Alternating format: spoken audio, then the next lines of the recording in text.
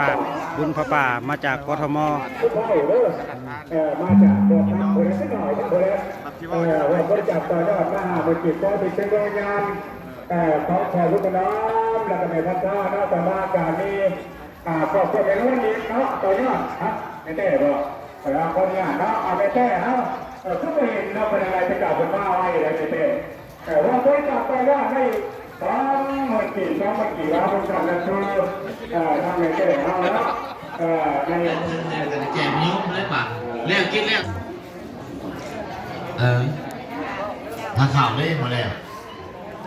กินเพิร์ก่อนแล้วแจกเพิร์ก่อนแล้วเอามาให้พระให้เน้นก่อนนะครับแต่โยกมานั่งกินในพุทธบาทถวยไฟถวยมันเลยเห็นแล้วเรียบร้อยเบิร์ดจากพายปลาแรกเลยคือแล้วตีพี่น้องมาด้วยไทยเหมือนไทยการถูกผักเปลือกแล้วยักษ์มาได้พี่น้องมาไก่ตู้ทางการได้แล้วก็ทางนั่งสิก็เลยถึงเราเพิ่มว่า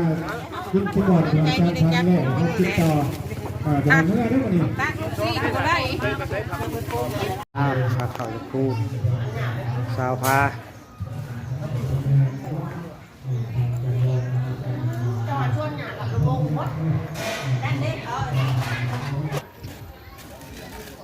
สมคำสังกีเพื่อชิดเป็นสาวอย่างมันเจ้าโอ้กำลังสลมุนลงทานเพอ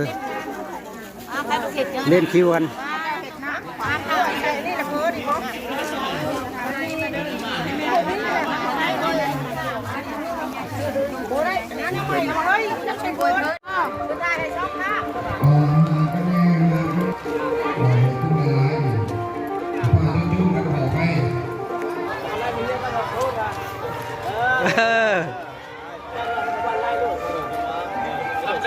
วันไล่จะภาคเดียวแล้ววันไล่จะภาคเดียวหมดแล้ว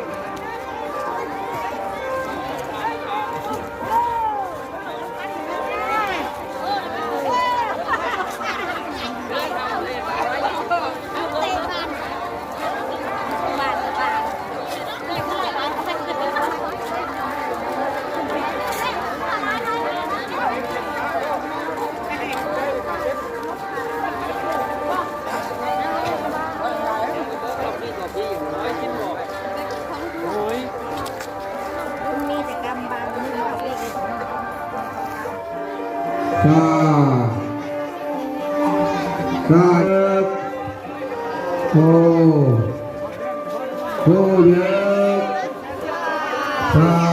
ะ